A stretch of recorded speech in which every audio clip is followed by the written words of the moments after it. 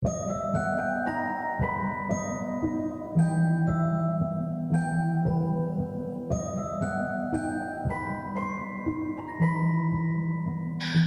Megan Hamilton, and this is the Embracing Enchantment podcast. My guest today was one of the first people in the podcasting community outside of my network who reached out and helped signal boost.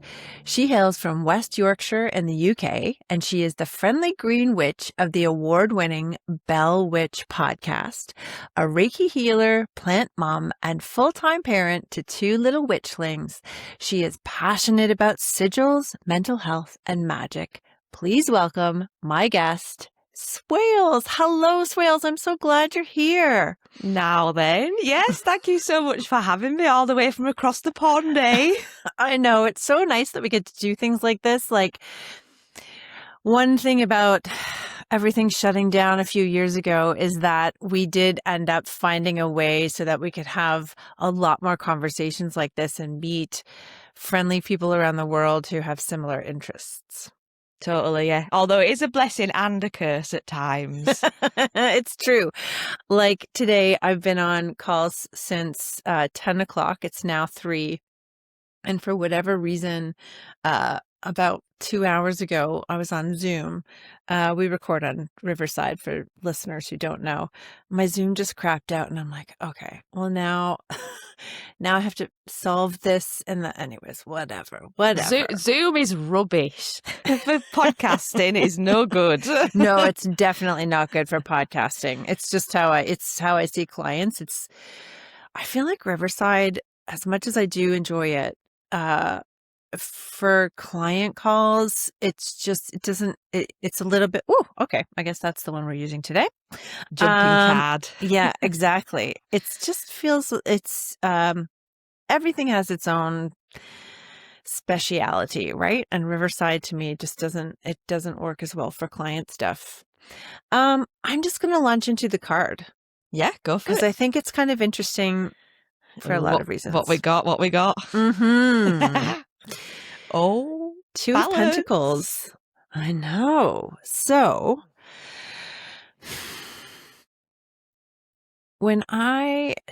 obviously there's so many different ways of looking at this card. And for those who are new to tarot, Pentacles are in the realm of the earth. We associate them with things related to career and money. That's the easy one, but then you can go deeper into seeing them as related to the body or behavior or kind of materialism. And I mean materialism in the sense of like material, tangible things, not, like buying things. And also, to me, because I wear a pentacle around my neck, and in fact, for Swales, she has a pentacle like as part of her, around your neck as well. Mm-hmm. Which reminds me, do you know the story about the pentacle breaking on my neck? No. Oh, okay. All right.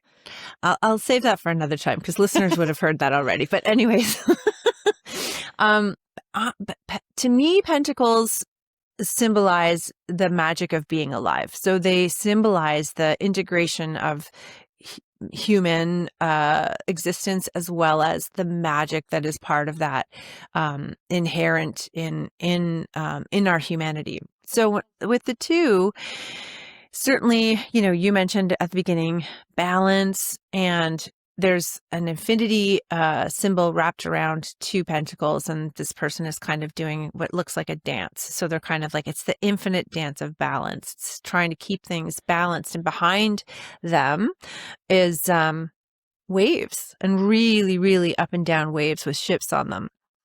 For me, ships means energy out is energy in. And so we put out into the world what wants to come back to us or what will come back to us. It might just look different. It might take a different shape or form than we expected. But also the ups and downs of emotions and the ups and downs of money, which certainly a lot of people are feeling these days.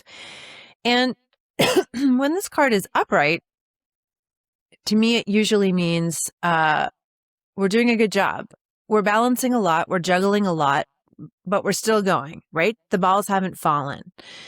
And I would say, if we were to relate it to today, or like this particular point in history, that certainly rings true, where I don't know anyone who isn't juggling regular life, all of the news, and then the financial insecurity, the ups and downs that are coming, the waves of emotion. What's your response to that, Swales? I think there's definitely a dance of balance, but I read this card as like you're enjoying the show, like you are the person that's enjoying the balance, and yeah, you're busy, but you're thriving in the busyness. And also the fact that there's a scene behind you that's quite rocky. Try to pay attention to your surroundings. Don't be distracted by all the things you're balancing. So that's how I read that card. It's very positive and quite joyful, and it asks a lot from you, but you've got it. You can do this, but also don't go too far into what you're doing. Take a look around you. Smell the roses. Right. Yes. It's like that thing of where if you're trying to do a lot of things, you kind of have to go with the flow of it. But once you start focusing or fixating on one thing, everything falls apart. Exactly. Yes. It is the card perhaps of ADHD, even juggling all of the things. I love it.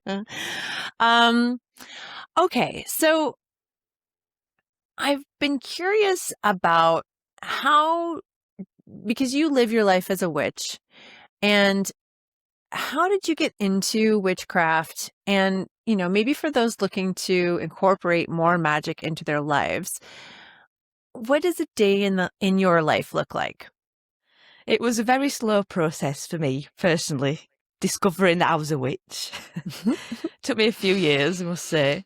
I've always been unusual, against the grain type. Like I was a goth. I was growing up. I used to wipe my face and wear the fangs. Yeah, we all did. And I relished being the black sheep. I didn't like what was popular, what was fashionable, and I didn't get things. Even now, I still don't get things. And that's okay, because I'm not meant to get them. They're not for me. My mum was always a spooky person too. I mean, she used to read tarot and oracle, and she was a very gifted psychic medium, palmist. She did psychometry. So I grew up with it. Like I grew up going to spiritualist churches. And I knew there were witches. I think I knew there were witches in the world. I liked films like, the typical craft, practical magic. My mum would never say she was a witch, because back then it was quite stigmatized. But I wasn't, I knew what stuff was about, and I wasn't fazed by anything. She died when I was quite young. And then I was angry throughout my 20s because she died when I was 19. And then only after I had my first baby, Florence, did I discover witchcraft, which sounds bizarre to me. Honestly, I can't believe I didn't grasp it before then. I obviously wasn't ready. So I started looking then for communities to bond with in all different types of parenting. So there's like messy church, and there's like baby groups and baby sensory, baby massage, and they were good, but they weren't quite there. Especially the messy church. Like, I want this kind of community, but it's not the right one. And I got invited to a creative morning thing at somebody's house, some random woman's house, who invited me to come baby wearing, and that was such a spiritual gathering. It was absolutely beautiful and life-changing, massively life-changing. These women were like walking around topless, breastfeeding the babies on demand, baby wearing, milk sharing, co-sleeping, everything. It was a beautiful community. And I discovered walking labyrinths and goddess worship, drawing yonis, and all that really cool stuff. And one of them sent me a box in the post, a surprise box. They were all the rage back then. Do you remember them? So nice. You just turn up. It's like, what's in here? What's this? Yeah. And I opened the box, and it was a witch-themed box. And there were like a tiny little cauldron in it, and a candle and some herbs. A book called Witch, and some other stuff, like trinkets and a talisman. And I read this book, and it were like, blimey, this is what I have been looking for. And I did the spell that came with the box. and got right into it. I lived it and breathed it and touched it and made tea with it and went to moon circles and discovered Sigils, which changed my life again. And then I found Reiki and got my first and second levels, and that like projected me into it all. Then it was like all these doors were opening, and it was the happiest I'd ever been. And I've lived that way ever since. That amazing subscription box that changed my life. That's so interesting. Because my first subscription box was from a friend, and it was, I think in 2020, and it ended up when I had a recent guest, Kate Ballou, and then I realized that she's part of the same community that the box had come from, and I made that connection of, wow, okay, so we're talking about just the synchronicities that can happen. But those boxes are so fun. They are fun. They're so fun to get. That is so lovely. And talk about right place and right time. And, so do you still stay in community with those women? Not so much now, though. They've all sort of dived off into different things because all our firstborns of that time are 10 now. But I still do journaling groups with some of them, which are via Zoom, like community of maternal journals and things like that. But because I got pregnant again reasonably quickly, and by that time I was living the witchy dream, so that pregnancy was just so much more empowering and beautiful because I had my spirituality as a witch and confidence in my body to deliver another little baby. And the birth was amazing, and I met a witch online who did me a perfect birth spell, and it all just, cool. Oh gosh, it was amazing. And I wish I'd have found it earlier, but I mustn't beat myself up about that because obviously, it wasn't right. It wasn't the time. I was probably in the wrong place for it, but I'm here now and I love it. Yeah. Yes. It's so interesting to me because I in high school, I was very similar to you, psychic fairs and crystals and all kinds of things. And then I was given a tarot deck when I was 22 or 23. And then, here we are almost 30 years later, still reading tarot, but much more connected to the spirituality and the, witchcraft and connection to nature and connection to, kind of everybody and everything through that work, right? Like it makes you be more intentional about what you're doing, who you're spending your time with, where you're putting your energy, Absolutely. what you want to bring up in the world. It's hilarious that that our idea of witches has been evil up until, you get to a certain age, you're like, wait a minute. Yeah. Every witch that I know is actually quite lovely and very helpful and, joyful, as you say. So then where does the podcast come into play? Because you've now been running it for over 3 years, and congratulations on 55,000 downloads. That's an incredible number. Thank you. Where did that begin, and how did you get started podcasting? So that was another accidental thing. One of my communities, actually Hannah of Cult Mother, I joined Hannah's community in, again, 2020, and they were doing the Artist's Way, like a community. Oh, yeah. 12-step program to unblock you as a creative. And I started writing a lot of poetry and entering poetry competitions and nearly winning, not quite winning, but nearly winning, and feeling good about sharing my poetry and stuff. And at the time I was listening to a podcast. It wasn't a witchy podcast. It was like a comedy podcast, which Hannah also did a little bit in, called Single, Fat and 40. And I'd be on treadmill, in gym, laughing my ass off at this podcast. And then the host abruptly stopped. And I was devastated. I was in her inbox going like, where have you gone? Oh my God, please don't stop. Please don't stop. And she was like, I've fallen out of love with it. It's time kind of thing. And said to me, if you care that much, why don't you do one? And I was a bit like, why don't I do one? I don't know why I don't, because I was doing the ice where any other time I'd have been like, no way, I've no idea how to do this. Mm-hmm. I'd only just got into listening to podcasts because somebody told me about Uncanny, and that's why I started listening to them. Mm-hmm. And then found there were so many on all kinds of amazing topics. So I remember the first time me and my friend Jodie, who started the podcast together, I used to go up to her house and drink a tea and just talk nonsense and bring the world to rights. And, you know, because we both had little babies, we were both witches, and she's been a witch all her life, so she knew quite a lot of cool stuff. So I was learning from her in the early stages. And then I said to her, you'd be like a co-host to help me because I can't do it on my own. How can I talk to myself? Which is really hard. It is really, really hard. The solo episodes are not my fave. No, they take so much more from us, don't they, than a guest. So we did 10 episodes together, and by episode, I would say 6, I could tell she wasn't really up for it anymore. She was losing interest. She was late. She didn't turn up. Whereas I was the other way. I was like, I just want to do another one. I just want to do another one. So I'd be like, well, I'm busy. You try, do it yourself. So I did one myself, the very first one. And when I listen to it now, I cringe, absolutely cringe.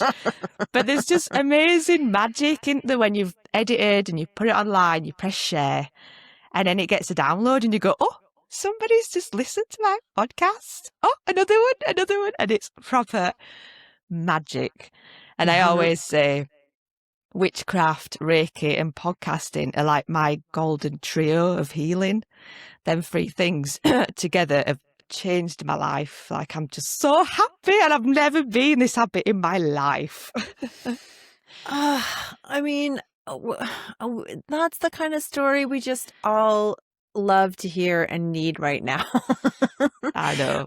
You know, that self-empowerment, that idea of leaning into something and following the breadcrumbs, as my friend Amy says, and finding your way to this joy that, and it does, I mean, you do get that from you. Like, that is part of your energy straight out of the gate. As soon as you encounter anything that you've done, you're just like, oh, okay, this is somebody who's really leaning into the good stuff that life has to offer, right?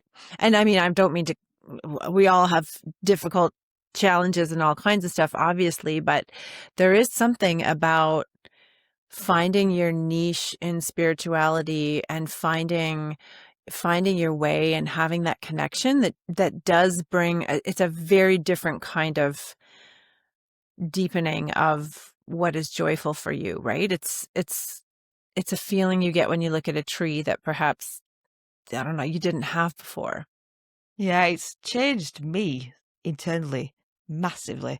How I react to things, how I'm received, how I'm disliked. Like, the last 10 years, I've learned to just be all right with being disliked.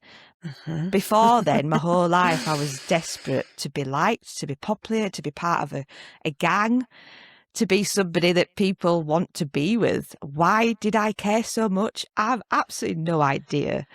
But, you know, I realise it's our responsibility to choose how we receive things and how we react to them. Like, people go around going, oh my God, I'm triggered. I mean, yeah, that sucks. Be triggered if you need to be, but don't hold it and don't take it with you into your future. Learn from it, swallow it, let it go. I read this fantastic book called The Courage to Be Disliked. And that's another life-changing book, along with the Let Them theory and all that kind of stuff. Like, reading that book just, again, projected me a little bit further. And I always bring it back to, because witchcraft keeps me responsible for myself, my impact on myself, and my impact on the environment, and the impact also on other people. All those things. Honestly, amazing. It's really good stuff. It is good stuff. Yeah, isn't that interesting? I mean, I think I would connect to your path in a similar way, in that, and for me, it's ongoing work to not worry about what people think. And the older I get, the more it deepens, obviously. And I think now I'm in a place where I'm doing kind of stuff that like a 30-year-old me would be find so cringe. And I'm like, honey, you don't even understand what is available to you when you stop giving a shit what people think. It only gets better. It only gets better. Yes. And there is something about being a witch that I don't know if it speeds it up or it gives you a focus, it gives you a community, whether or not you decide to be in community with others. Like it gives you something to hold on to that allows you to really find who you truly are and not just again trying to people please your way through life. Yeah. And you just started being in a band. Have you been in a band? How amazing is that? I mean, when I saw that, I was a bit like, wow, that is. Because I know you speak publicly on like TEDx and stuff, which is also amazing. Yeah. So in one phase of my life, I am a TEDx coach and a speaking coach, and I work with small business owners. And then I've been a musician for since my late 20s. And I've been making my own music for years, but then four of us recently, maybe 4 or 5 months ago, we got together and we're all perimenopausal, and we started a band called Hag. I'm so into it. It's incredible. It's really fun. It is. So we had our first show on the weekend, and like I've been saying, I highly recommend getting together with your other perimenopausal friends and scream singing out your rage. Like, talk about the throat chakra. My throat chakra has been getting a pretty good workout in the last little bit, but it is so fulfilling, and we're all very committed to the group, but also just to each other. So, I mean, almost every time we had a practice, there's a snowstorm, and we're still showing up. We're still leaving our houses. I mean, you know what it's like. Some of us have kids, some of us don't in this band, but you've had all day with a kid, and then you've got to make dinner, and you're working, and you're all the rest of it. And then it's like, okay, now I need to switch gears, and I need to like lug all of my heavy stuff out, and there's a snowstorm, so I need to take the snow off the car and then drive 20 minutes and show up. And then as soon as I get there, it turns into magic. Like it's so fun, and talk about joyful. Like, yes.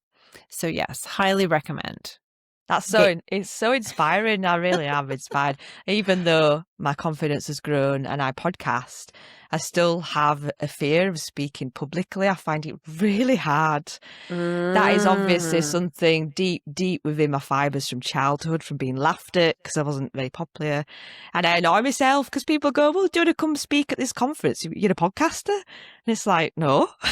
That's completely different because people are going to be looking at me. I know. Listen, if that happens, just reach out to me. I will help you. But like, if you're getting asked to speak at things, you got to do it. We'll figure I know. that out. Yeah, I will do eventually. I must. I know I must. But I got invited to speak to a moot in November, and I really, really wanted to say yeah, and I was a bit like, oh, I can't. I will one day, but not this November. This coming November or last November? Last November. It's just gone. Yeah. The next one, before you answer, just get in touch with me. We'll hop on a call and we'll talk it through. Amazing. Okay. Thank you. Okay. Okay. So when did you begin to work with Reiki, and how do you work with folks? Because I have my Reiki 1 too, and I'm about to start my Reiki 2. So I got my Reiki 1 in 2020, in between us all being thrown together in his houses and locked in. And that was because my witchy tutor, Louise Bloom of the Wiccan Ladies, taught me pretty much everything I know. She does witch school, and she did Reiki 1. I was a bit like, I might do that, just for fun, because I can, because we're allowed. So I went over to her house and she tuned me. And the idea was just do it on myself, my kids, my plants, the card, it breaks down. So it felt natural because I wanted the symbol, so I did the Reiki 2. And then I went on a retreat a year later, which happened to be with some of the parents actually from that mum group I spoke about. And we were doing some journaling, and somebody went, "Oh, my back's killing me. I'm so uncomfortable." And I said, "Well, do you want me to give you some Reiki?" And she was like, You do Reiki?" I said, "Yeah, a couple of years ago." So I did Reiki, and it helped her. And then, of course, somebody else came in and went, "Can I have some?" And I was like, "Yeah." And then, "Can I have some?" Okay. And then I was like, "Hang on a minute." Do people want this from me? So I spoke to my tutor, and she was like, you can totally do that. You can." And I was like, "But I'm not a master. Don't you have to be a master to make it like a business?" And she said, no, the Reiki master is so you can like initiate others, which I'm not that interested in. And so again, the universe kind of like shoved me, like, go do some Reiki. So I was renting people's rooms, in crystal shops, and doing the odd person here and there, which is really hard because it is, again, like getting your name out there. And I still really haven't found the right place to do it in terms of a private space. But I do a lot in the summer when I camp with my kids in my bell tent, hence the Bell Witch. I take a little bed and do some Reiki from the tent, which people love. People love Reiki from a bell tent. And that's when it makes complete sense to me. And I love doing it. You'll know yourself when you do Reiki. The healer also benefits because the energy comes through you. It's not your energy. You're just a vessel. And then I also connect with spirit and my guides and my Reiki horse, and my mind's like a cinema. All this amazing imagery comes in, and I write it down because I think, oh, I'll remember that. And of course I never do, because it's not mine to remember. And then at the end of the Reiki session, I'll read out what I've written, and like 9 times out of 10 people are like, "Whoa, that's wild that you know all that." And I can tell when people are pregnant and when people need a drink, and like if they get new hobbies, a golf, or I see them playing golf. It's bananas. Well, it's interesting because you said that your mom was a psychic medium, right? And so the mediumship is with spirits, but the psychic ability is sometimes with people. Yeah. Who are living. And so maybe maybe that got passed on to you. And I suspect it did, yeah. I mean, I held her onto quite a high pedestal because she was amazing at it. I mean, she could tell people all kinds of things, and this was pre-internet. This was like the 90s, like early 2000s and the 90s and the 80s. That's how she made friends. She'd go up to people at a bus stop and go like, "Does the name Margaret mean anything to you?" "Oh, yeah, she's just passed." "Oh, I can tell she's got a sister here she got on this plane or upstairs. Like, I know your dad's upstairs and he's talking about a dog called blah, blah, blah." And they'd be like, "Whoa, who the heck is this?" But she used to use tarot cards very differently to how a lot of people use them today. Like, she used them as a tool to connect with spirit. And for a long time, I thought that was how people use tarot, not literally reading a card, just putting a card down, and then she'd get messages from upstairs, as she called it. So I was baffled when I met people online doing it, just being like, this picture here means this, and this picture means that. I was like, wow, I didn't know you could do that. But yeah, it's like, tarot cards are like siblings to me. I grew up with them, and she was a collector, and she had like bookcases of them. And I wasn't allowed to touch them. They were very sacred to her. She never let people shuffle them. She would shuffle them and then ask them, questions, what card they're drawn to. Like, oh, the shadow card, or if someone dropped on the floor, she'd be like, "Oh, this one is special too." So when you did that, it was like, I know this. Yeah. I always love a jumper. That's when tarot's ready for business. It's like, let's go. Come on. Stop the shuffling. It doesn't matter. A jumper to me is like a sweater. A sweater. Yeah. Love it. Okay. So because I haven't started Reiki 2 yet, so I don't know, and I've been avoiding looking or finding anything about the symbols. I know that they're there. I know they're coming, but I don't know them yet. But I'm also curious. I did have an interesting Reiki experience the other day where some stuff, because I don't have one of those, sorry, it comes and goes. But when I close my eyes, I don't see things. I don't have like a visual, you know how people are like, go to the beautiful green space and find your calm and happy place.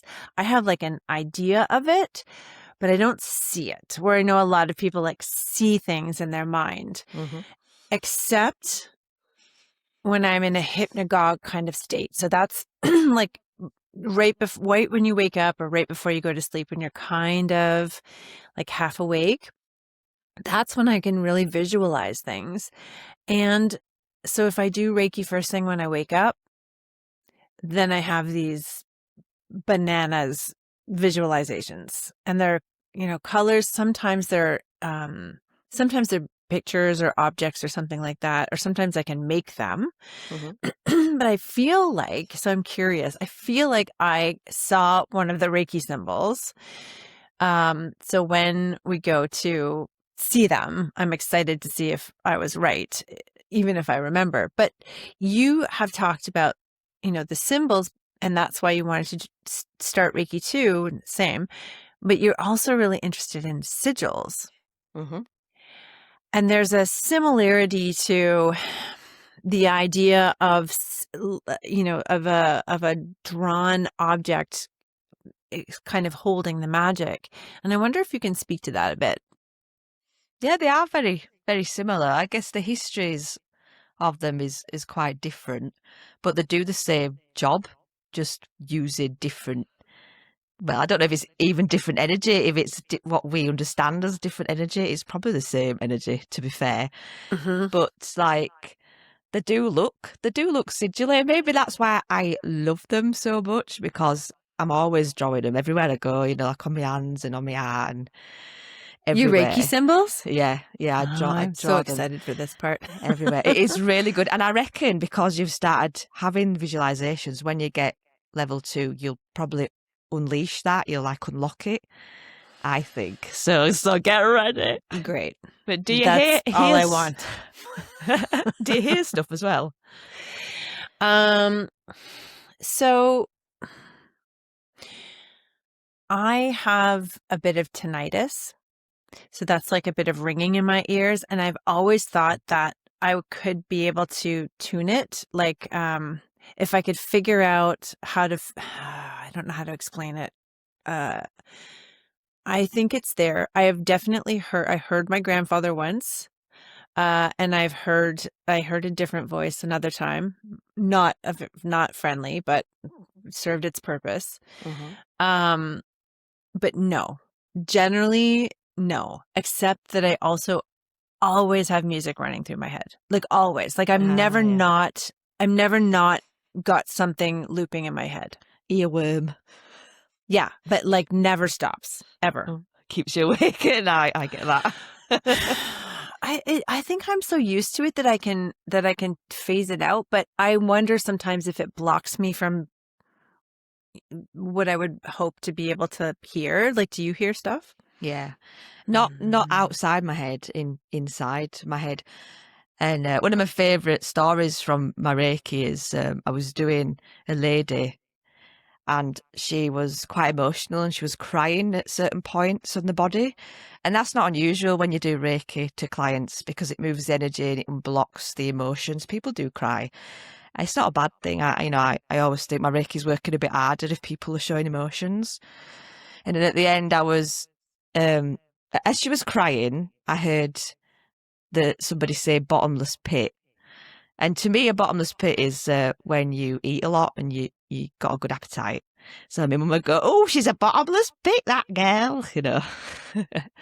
So that's how I took it. And then at the end of the Reiki session, I was reading through my notes, and I said, "Oh," and I heard somebody say to me, "Bottomless pit."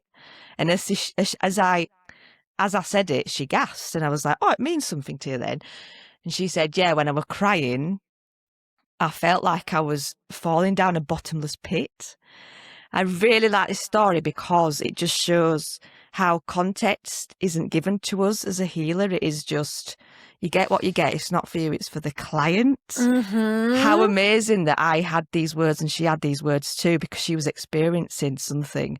And because I didn't have that context, I got it wrong. And that just, to me, it proves that I'm not, one, talking bollocks, and two, that, you know, I can actually do this. It's amazing, is that. And it's one of my favourite stories of when people go, well, how does it work? What do you mean you get messages? That is a good example. Yes. Okay. Yes. And it is a practice and a cultivation, right? To trust that Yes. what you experience, because, you know, it is valid and worth saying. I mean, that happens to me when I'm reading tarot sometimes, where something will come up and I'm like, in my head, I'm like, that's really stupid. Why would I say that? And I'm like, okay, I don't know why, but this won't leave me. I feel like I need to say this. Yeah. And the person's like, that means this. And I'm like, okay, well, I had nothing to do with that. It just had to come out. But I also really appreciate you saying that, because one of the things that I think is so important for folks who are dealing with, you know, unprovable, let's just say for fun, um, uh,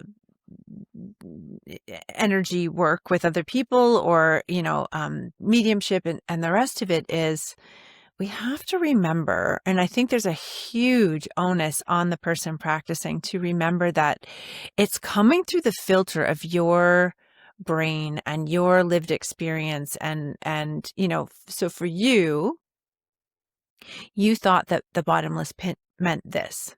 Mm-hmm. And for her, it wasn't that at all. It was something else. And sometimes I think what can happen is practitioners forget that their interpretation might not be right. Mm-hmm. The stimulus that they got is the right thing, but the interpretation is not necessary. It's your interpretation as it's like flowed through all of the different energies that exist within you and your history and everything. And I actually feel, and I'm assuming that you might feel this too, like a huge responsibility to be as detached Mm-hmm. Yeah. and clear about what the thing was without my own like bent on it. Do you know what I mean? Yeah, massively. And there's a responsibility there to your client, to yourself, but also to the team who's working with you, you know, like whatever you want to call them, Right. spirit Yeah. guides or them upstairs. Or, I Yeah. mean, when I question stuff, when I go, I don't know if that's me, or they kind of get cross with me because they're like, dude, we're here working with you. Stop questioning it. Just write it in the damn book, yeah? And so I don't do that anymore. When I began, I did it all the time, and I probably lost loads of messages or information I should have passed on. And I'm getting to a point now where I can actually tell if it's me, you know, because I can find evidence why I'm thinking this. Oh, well, that film, you know, them flowers are bought, that crystal. But when it's just random and I've no Yeah. idea what it's about, that absolutely no doubt about it is a message for the client. Mm-hmm. Yeah. Yeah. I love it. And I always love when that happens too, because it feels important. Like that's a moment that needs to be taken, given some weight. Yeah. Yeah. Um, so talk to me about sigils then. How have you come to love them? How do you make them? What do you do with them? Sigils, one of my favourite topics. So as I said, I joined a moon circle with some others in a nearby city, which was a bit of an hour and a half drive for me. So it was something that I did for me, and I were aware it was going to cost me petrol because everybody else was local, but it was worth it. Driving home afterwards sucked, but hey. And this one evening, the host had prepared a bread dough and asked us to create a sigil. Now, bearing in mind, I had no idea what that was. I didn't know what even the word meant. So I was explained, like, this is kind of like a custom rune. You realise it is what you want it to do, like your desire or your aim or your goal. And then you intuitively create a a shape, a mark, a symbol. And for that moon circle, we were drawing the sigil on the bread, on the dough, and then put it in the oven. And then afterwards, part of the ceremony was to like eat the sigil. Mm-hmm. And I thought that was just incredible, the fact that I've come up Mm-hmm. with this thing that's original and very magic. And then I have watched it be baked, and now we're all eating it together. So that probably was my first ever experience of, you know, working with other witches in a circle, doing sigil magic, doing any magic really. And my sigil was growth, and it came so easily. And it kind of looks like a little person with a G and a H and like a little spot. And this sigil means the absolute world to me. And I've got it tattooed on my arm, and I have it in my wallet, and I have it on my altar, and it's one that I'll carry with me like forever. And it'll never stop working, because you can never stop growing, like intellectually, with your understanding, with your witchcraft and your magic and your books, reading.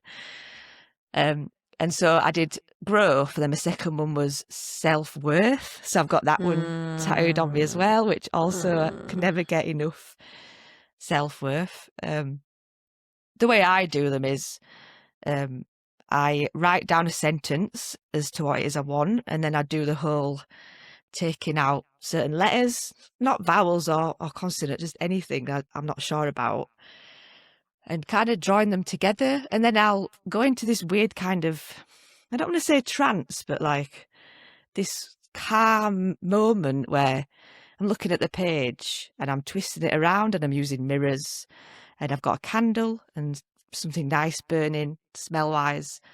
And then it gets a life of its own. It's incredible. And it becomes something that is nothing at all like the words or the letters. And I'll go through a selection of little alternative ones that have progressed. And then all of a sudden it'll be like, that's it. That's the one. Put a circle around it. But it doesn't end there. I mean, I've got to physically work with it. So it's kind of like a week, really. I have to get a circle together, in a solitary circle. I use bells a lot, bringing bells over the sigil. And then I'll put it on the altar every day and talk to it and ask it to do a certain thing. Or imagine it glowing when you ring a bell, or putting it in a jar and shaking it, or putting it in an envelope with herbs, all kinds of things. And this is my most successful magic, I believe. This is the magic that makes me, I get paid for. Like, clients come and buy sigils from me. And so that helps, because I've also got evidence like these sigils have worked. It's usually things like selling houses, passing exams, protecting a family I had once. The last one I did was actually for selling a house. And the woman who paid me for it, I could tell she wasn't quite sold on the idea. Do you know, like when you do one and they're a bit like, okay, let's give it a try. And I'm going, just have faith in it. Honestly, it will work, because I felt it work. I felt the magic. But she was a bit impatient. She was in my inbox going, it's still not worked. It's been a week, nothing's happened. And I'm like, you've got to just chill and just be patient. She's like, I want that house there. And then she didn't get the house. Unfortunately, it sold, and she was so cross. And I was a bit like, it's weird, because it feels like there's a barrier. Do you know, maybe that's not the house. And she was like, it is the house. Okay, I'm just saying it. There's a reason. Okay. And then maybe a month later, she was like, I found my dream house. Oh my God, it wasn't that house, it was this house. And I was like, there you go. That's how I knew it had worked, but it wasn't quite right. Yeah. So she moved. Oh my gosh. Made me laugh. Well, and I mean, you know, she'll be back. Hopefully. But I just loved it. I love it. I was like, don't start thinking the magic isn't working, because it really is. I felt it. Oh, that's so cool. I mean, I use sigils sometimes. I find it comes and go. Like the different practices I enjoy, these tend to come and go. But I feel like I want to think about your sigils now. Okay, so we're not skirting around the fact that things right now are very Dark. upsetting, difficult, dark. Yeah. There's a lot of terrible things happening. There's a lot of people doing terrible, terrible, terrible things. And one of the things that I think, with most magic practices has to be both and, right? There's black and white. And so I believe that hopefulness is what stops us from sinking into the depths. The idea that things can change, the idea that we will still fight, that we'll do what's necessary to make things right, to stand up for especially the people who are suffering the most, and to make change. And it's only because I can see and visualize and truly feel that this is possible that we keep going. And so I'm wondering, what are some of your go-to rituals or spells for staying grounded and hopeful in this swirling chaos of doom? Swirling chaos of doom. That's hopeful, isn't it? It is, yeah. I would say be very protective over your energy. Like, my boundaries are so strong now. And I have lost friendships and removed myself from historic relationships that no longer serve. But another part of that is having good boundaries and don't beat yourself up because, you could have been kinder. Like, you were kind and it didn't work, and that's all right. You can walk away. So I'm very much about listening to yourself. And also, the news and stuff is so toxic at the moment. And I choose to not watch news because before I was a witch, I used to have BBC News on over breakfast and all day. Just pound myself with this horrible, dark news. You need to hear it once, perhaps, and that's it. You don't need to hear it every single day. Yeah. And me and my partner have made a conscious decision not to let our kids hear the news. So, like, when we're in the car, when the news comes on, we turn it off because we're not gonna lay that on them. They do not deserve. And I'm aware that is quite, what's the word? When you can do something, because what is it now? This is a podcaster's nightmare. God, I can't think of the word. It's okay. Like a white cis woman has more of it. Oh, privilege. Privilege. There you go. Like, I know I've got privilege and I can do that. I can take myself away. And I thank my lucky stars. I really do. It's okay to, come out of it a little bit, not being ignorant, because you can't unknow what you know, but it also gives space to other people. Like, on my platform, I'm very into resharing stuff from the ground where people are suffering, and I lose followers for it because they're like, I want to hear like Same. the joyful stuff, and it's like I can't. Yeah. Like, no, it's not. as somebody It's with both and. Yeah, with this, like, me and you have this platform, and it is really irresponsible and quite selfish to not acknowledge anything. And the fact that people don't acknowledge anything ever makes me go like, that is unhinged. What? I can't live that way. So it is a balance. It is a fine balance. And of course, witchcraft teaches us balance because we need day and night. We need darkness and the light. So because exactly, there's the card. So there's another good thing about witchcraft, with all the rest of the incredible good things. Now I am strong enough as an individual to talk about it. I mean, sometimes I worry that I don't know enough because I'm not there, and I have bias, of course I do, and I have privilege. And if people call me out, I mustn't go off and be the victim and be like, oh shit, oh no. No, I've got to just suck it up and be like, okay, I'll do better. And I think that's a massive turning point in any kind of person's life, whether you're a witch or not. There is a moment. Like, cultural appropriation really got to me when I first discovered it. I was a bit like, I am an absolute disgrace to the world. Because I didn't know, and I know now. So I've stopped doing a lot of things because I know. I mean, that's a right kind of worm, so I'm not going to that. But, know better, do better. That is the quote. That's it. That's all we can do. and accept people when they change, right? And be wrong, be wrong publicly, and don't be ashamed that you're wrong. Just be like, okay, I get it, I move on. I think, especially in Britain, we're a bit like, I'm not wrong ever, and that sucks. Can be wrong, you can change your mind and you can learn, and we totally should. Yeah, it is. It's the growth. It's your sigil, right? It is, it's indeed. That's once we learn better, as you say, once we know better, we change. Like, you have to. And I feel like spirituality kind of brought that to the forefront more quickly or sort of more like strongly for me. Like,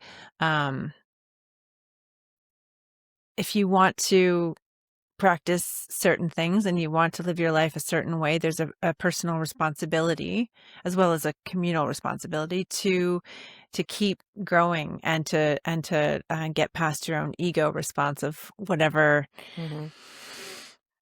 embarrassment you feel for being wrong or whatever. Yep. Highly agree. Listen, I'm so glad that we got a chance to have this conversation. It's been really, really nice. And I really appreciate, because it's much later where you are. This is when I podcast though, so you're right. Yeah. It's so fun. It's really nice to have had this conversation. And everybody, make sure that you are subscribed to the Bell Witch podcast, because if you like this podcast, you're going to love the Bell Witch podcast. It's so interesting. You have so many fun guests and you talk about so many different things. So thank you for being here, Swales. It's been great. It's only taken me 3 years to get confident enough to go on other people's podcasts, and other witchy podcasts is an extra layer of confidence, because of course we have a shared topic, and my ego goes, I don't want to look like I don't know what I'm talking about. But so funny. I'm over that now. Because I was like, Swales knows so much more than me. No! What am I going to even ask her? Anyways, I love it. Okay, so you can find all of the information and takeaways from today's episode in the show notes or at embracingenchantment.com. Subscribe and follow wherever you get your podcasts, and don't forget to leave a review or a voice note. You can find out more about Swales and where to follow her in the show notes or at embracingenchantment.com. Make sure you're subscribed, because we have some exciting episodes coming up with witchy authors, disruptors, more tarot readings, and so much more. Until then, here's to building an enchanted life. Thank you, Swales.